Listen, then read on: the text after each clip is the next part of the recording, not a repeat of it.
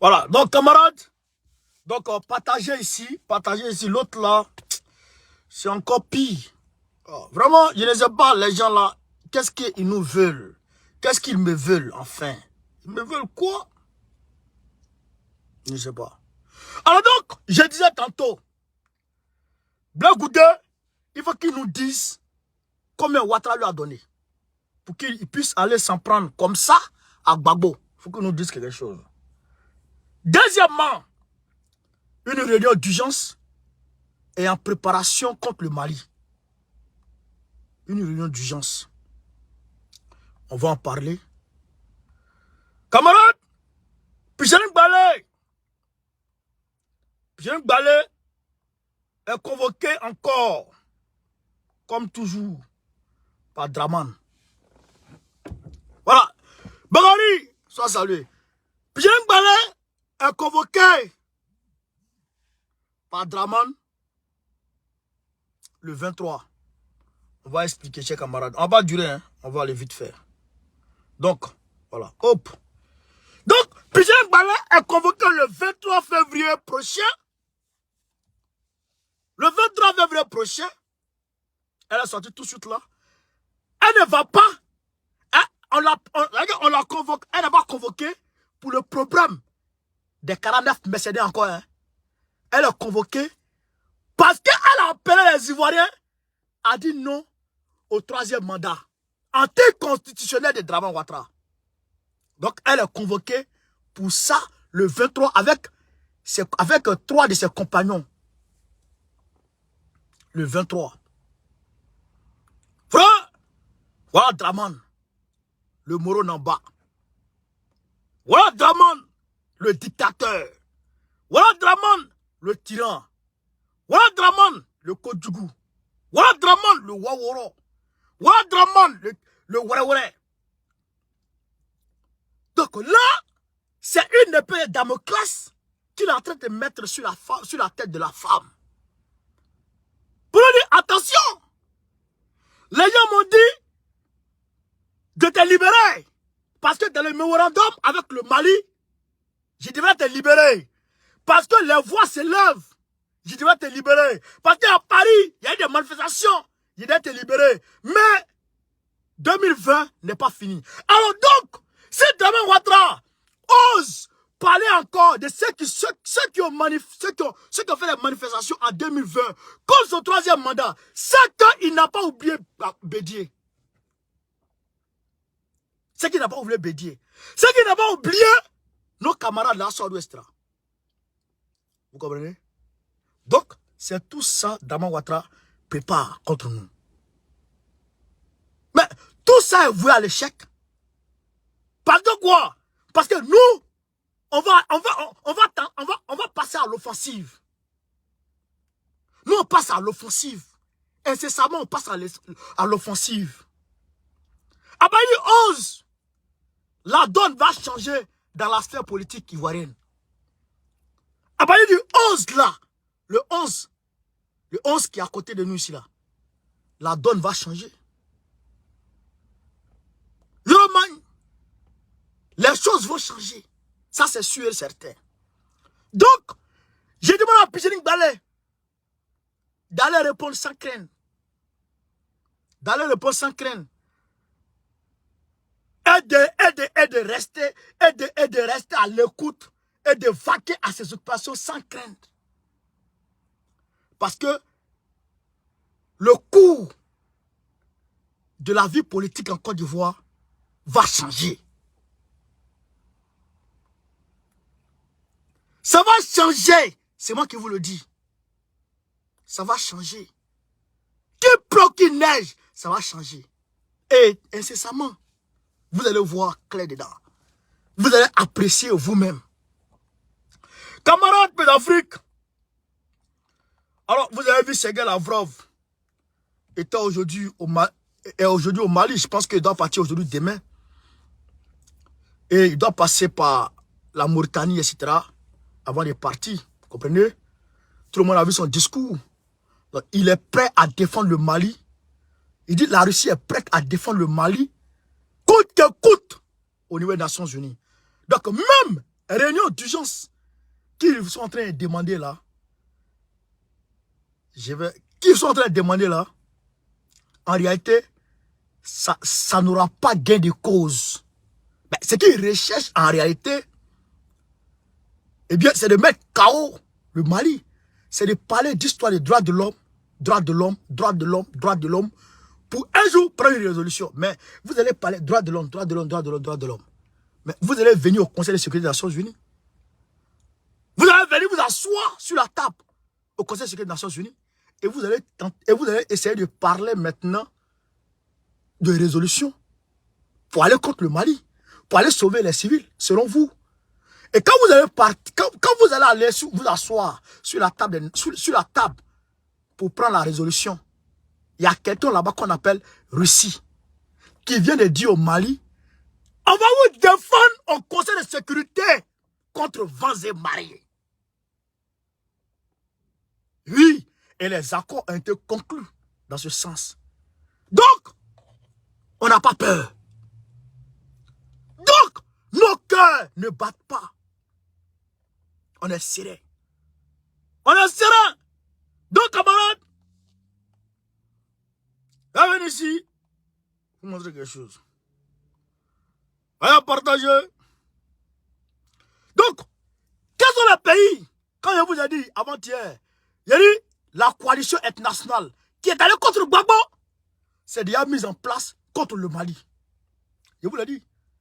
Il y a un système de coup d'État permanent qui s'est mis en place. Mais le système de coup d'État a été voué à l'échec, ne marche pas. Donc, ils veulent forcément passer par les Nations Unies. Comme ce qu'ils ont fait à la Côte d'Ivoire et la Libye. Mais cela ne va pas marcher. Alors, écoutez, quels sont ceux qui, depuis les Nations Unies, se sont mis ensemble,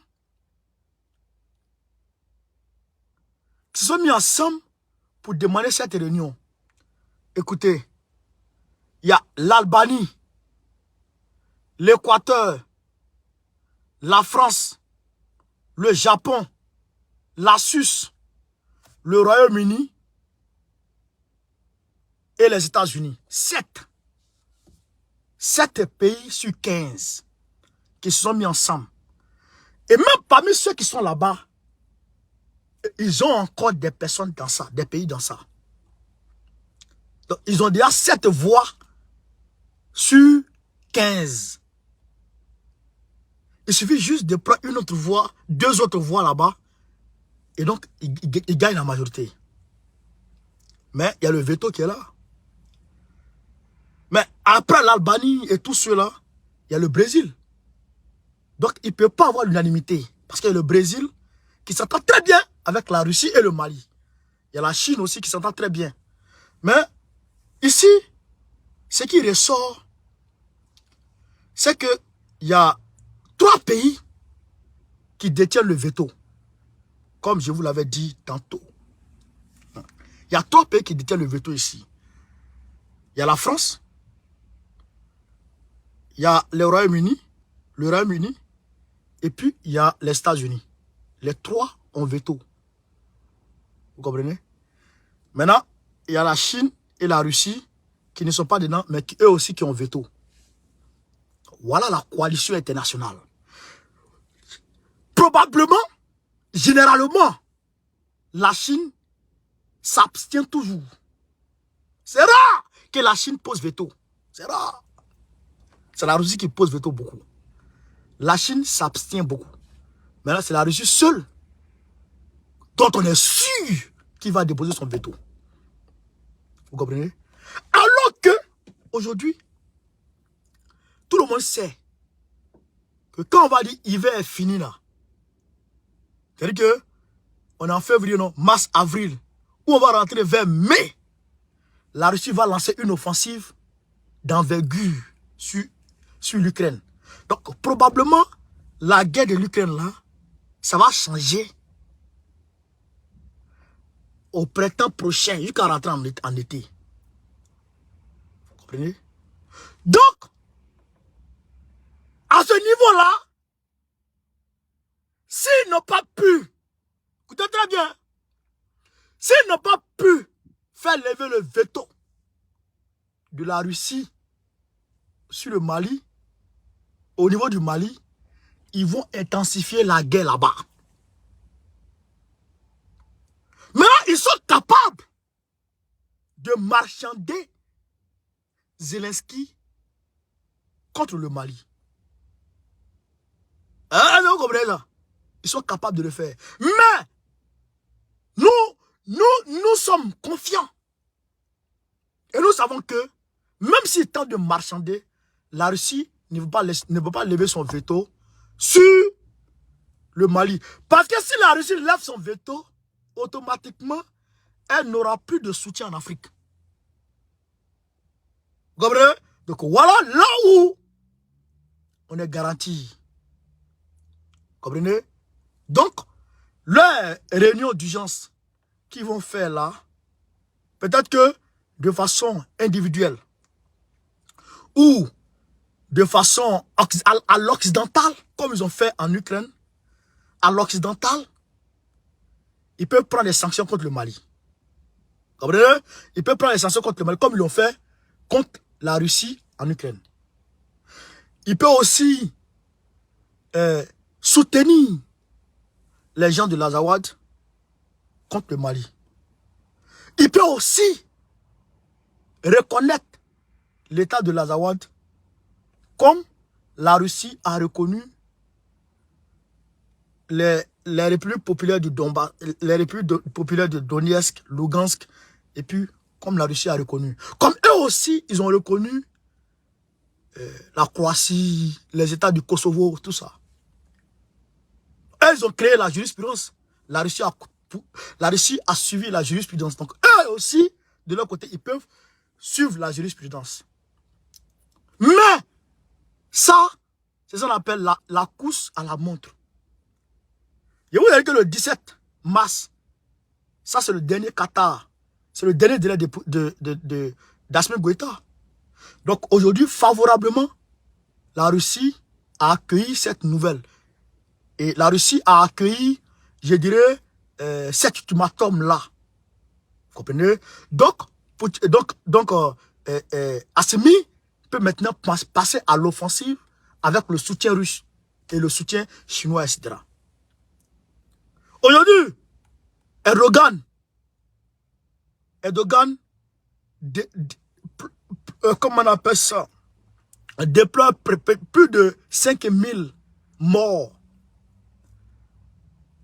Erdogan, il a perdu plus de 5000 de ses compatriotes.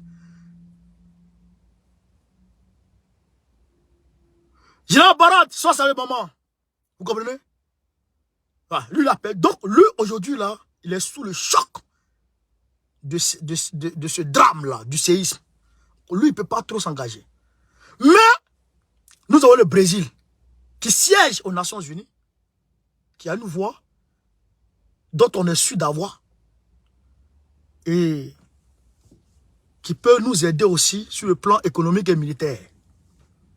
Parce que je vous dis, ce combat n'a pas commencé. Et donc, Emmanuel Macron est en train de chercher tout azimut le soutien en Afrique centrale et en Afrique.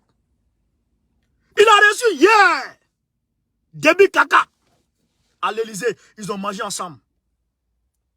De toute façon, il a mangé avec Draman. Eh bien, il a mangé comme ça avec Déby Kaka, le tueur de plus de 200 personnes, tortionnaire de son propre peuple. Macron l'a reçu. Et Macron, il va courir pour aller au Gabon. Il va aller voir deux pieds gauche. Un côté vivant, un côté mort. Il va aller le voir. Ali Bongo.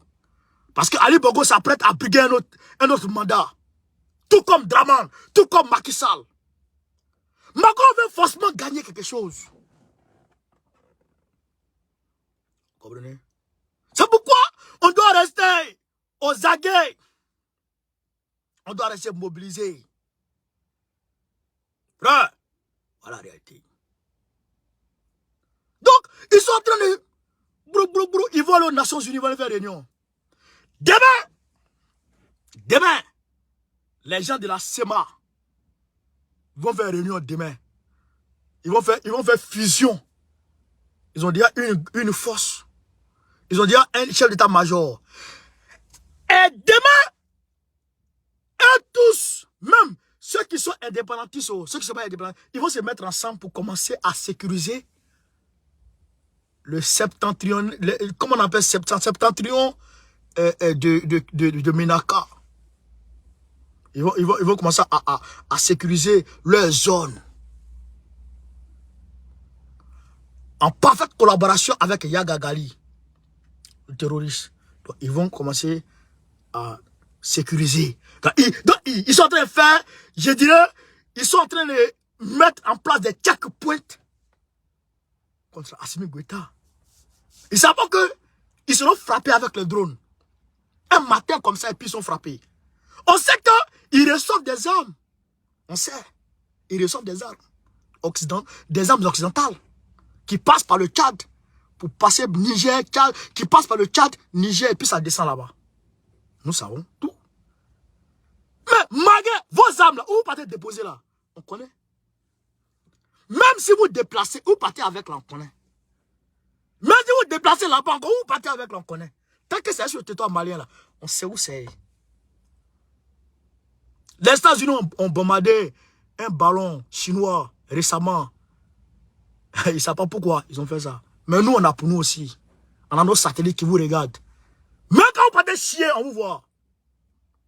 Même quand vous partez pisser, on vous voit. On voit tout. Mais vous serez frappé. Vous serez supplié d'être étonné qu'on peut vous frapper en 2 heures. Et puis par là, c'est fini. Voilà. Voilà la réalité. Voilà la réalité. Donc, il faut se mobiliser plus. Et ça, c'est la MINUSMA qui fait rentrer ses armes. La MINUSMA. Qui fait rentrer les armes. Mais, à Benyalaba, ayons partagé, chers camarades. Donc, Bleu Goudé, il n'a qu'à nous dire combien Ouattara lui a donné. Parce que je vais dire, Bleu Goudé a pris, quand il est rentré là, pour commencer sa tournée, Bleu Goudé a pris pas moins de 500 millions avec Draman. Pas moins de 500 millions avec Draman. Camarades, je vais vous montrer une voiture.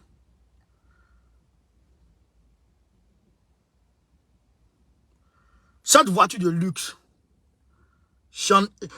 Shangan, cette voiture de luxe, au Bleu Goudé calé dessus là, c'est une voiture présidentielle. La voiture coûte en location 350 000 francs CFA par jour. 350 000 francs CFA en 24 heures. Ça, c'est le coût de la location de cette voiture. Ça, c'est la voiture de Bleu Goudé. L'immatriculation, c'est 897 JV01 Côte d'Ivoire. Ça, c'est l'immatriculation de la voiture dans laquelle Bleu Goudé roule aujourd'hui. Bleu Goudé est un petit chômeur, un vagabond, à te baraquer, un petit namro. Où il va quitter l'argent pour faire ça? Il a garde du corps. Plusieurs gardes du corps.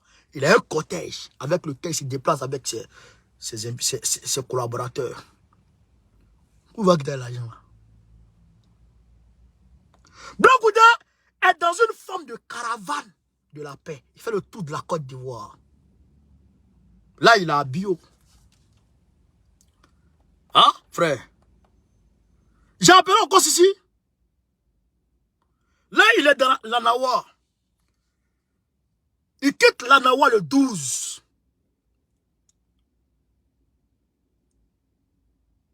Il quitte la Nawa le 12. Après la Nawa, il va à Kachula. Après Kachula, il va dans le Guémon, le Cavali, du 9 au 12.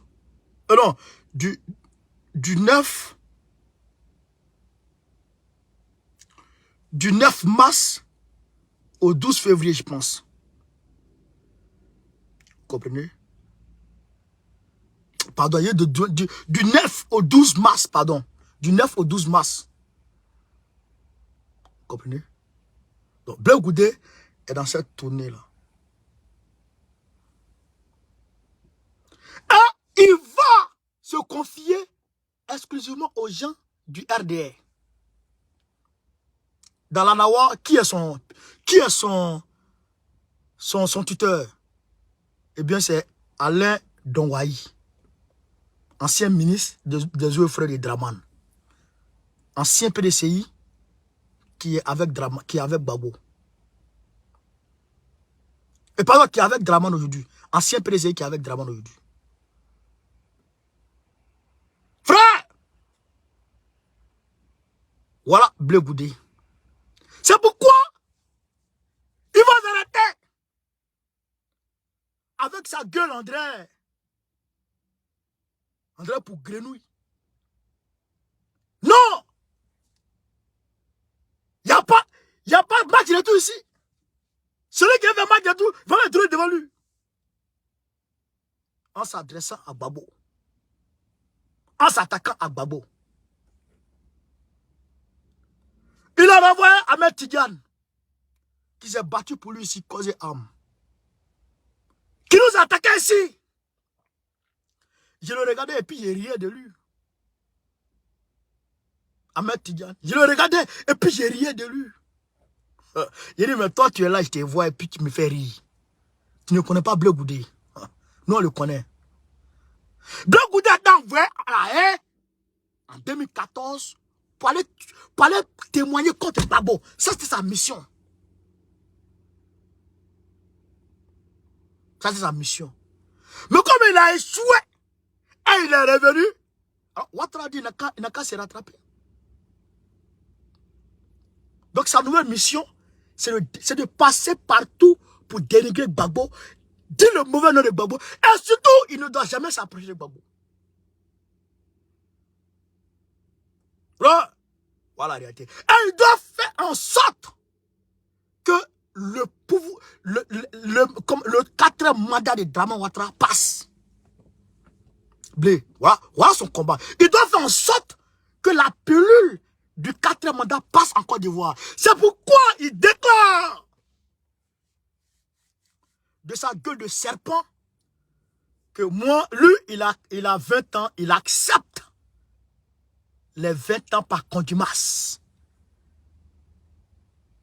Contre toute juridiction ivoirienne, nationale comme internationale. Contre toutes les normes internationales. Bleu Goudé, il accepte sa condamnation parce que Ouattara lui a dit, lui, il veut aller aux élections. Il veut avoir son quatrième mandat pour mourir au pouvoir. Moi aussi. Vous comprenez? Donc, Bleu Goudé doit accepter, comme il est condamné à 20 ans au même titre que Gbagbo, il doit accepter pour dire aux gens que Bleu Goudé a accepté, donc Gbagbo doit accepter. Comprenez? Comprenez? Quand il va ici, c'est parler mal de Gbagbo. Quand il va là-bas, c'est parler mal de Gbagbo. Il revient, c'est pour me parler en bien de Ouattara. Il est devenu pire. Mais que Kakabe. C'est pourquoi aujourd'hui là, ça ne va pas plus depuis Kakabe. Parce qu'il veut prendre la place de Kakabe. Vous allez voir le prochain remaniement. Vous allez voir ce qui va se passer. Il veut usurper la place de Kakabe. Donc Kakabe n'est pas content. Mais lui, on lui a dit. On lui a dit ce qui allait lui arriver. Vous comprenez, camarade? Voilà, Bleu Goudé. Voilà, Bleu Goudé. Près de 500 millions de francs CFA que Ouattara lui a donné pour faire sa tournée. Près de 500 bâtons. Pendant ce temps, la vie chère châtie des Ivoiriens. Pendant ce temps, les Ivoiriens n'arrivent même pas, les étudiants se suicident. Pendant ce temps, et Bleu Goudé dit, je vais être président de la Côte d'Ivoire. Bleu Goudé est président d'autres pays. Mais Bleu Goudé est président de notre pays, mais le pays coule le lendemain. Goudé, président de notre pays, le pays coule le lendemain. En tout cas, si nous on est, nous là, tant que nous on est là, avec ban. Avec ban. Et donc, tout ce qu'ils sont en train de manigancer, nous on voit tout. On a déjà tout vu. Tout est là. Où ils croient qu'ils se cachent là. Nous on dort là-bas. On a déjà tout vu. C'est pourquoi nous avons lancé la mobilisation. Le camarade secrétaire général m'a envoyé, le camarade, comment on appelle, fédéral d'Apobo m'a envoyé une vidéo des enfants à Yopougon. Non, à Apobo, les enfants sont, oh, la vidéo, je l'ai laissée ici. Où les enfants sont en train de vendre sachets au marché d'Agamé pour manger, les enfants. Ils ne vont pas à l'école, ils vendent, manger. Des bébés! Si c'est trop, 8 ans. Ça, c'est de potentiels microbes qui sont là comme ça. Frère, c'est pourquoi nous avons lancé la mobilisation en Abidjan d'abord. Frère, pour réveiller au-dedans des Ivoiriens la confiance en soi. Pour que les Ivoiriens soient connectés avec leur moi intérieur. Qu'ils se disent qu'il y a de l'espoir, mais qu'ils ne se donnent pas, qu'ils ne s'adonnent pas aux actes de suicide. Qu'ils foncent, parce que la vie leur appartient au même titre que tout le monde. Le 11, samedi 11 là, ça va démarrer. Le secrétaire général de Mme Picasso l'avait dit.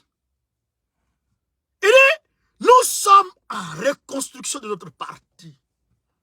En février, nous aurons peut-être fini. Et là, ça va commencer. Et il a dit, le gouvernement de Dramane Ouattara va nous sentir. Mais Dramane va nous sentir quand il va attraper son nez. Ah, bâtard. Atedjao.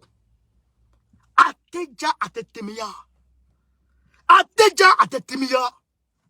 C'est moi qui vous le dis. Frère, chers camarades pays d'Afrique. Le samedi 11, à partir de 14 h, au terrain Gévino, dans Popo, tous mes camarades, je vous demande, allons là-bas. Allons là-bas. On va les remplir d'abord. Comment vivre là-bas là? Il y a Bégerville. Il y a Yopougon. Il y a Poboué. Il y a Djamé. Il y a Koumassi. Makori. Toutes les communes d'Abidjan. Et la ceinture d'Abidjan. François Aoto, merci pour l'histoire. Et la ceinture d'Abidjan. On va tout mobiliser. Vrai, on va tout mobiliser, tout remuer. Tout mettre en ordre de bataille. Et on va faire notre première démonstration de force le 30 mars. Retenez, le 30 mars, la fête de la Renaissance. Le 30 mars, retenez le 30 mars 2023. Opa sera là sur 2 jours. On sera à Figayo et on sera à la place CP1. Voilà ce qu'ils sont en train de faire là. On va aller dans les yeux. Sans sardines, sans pain. Sans sardines, sans pain.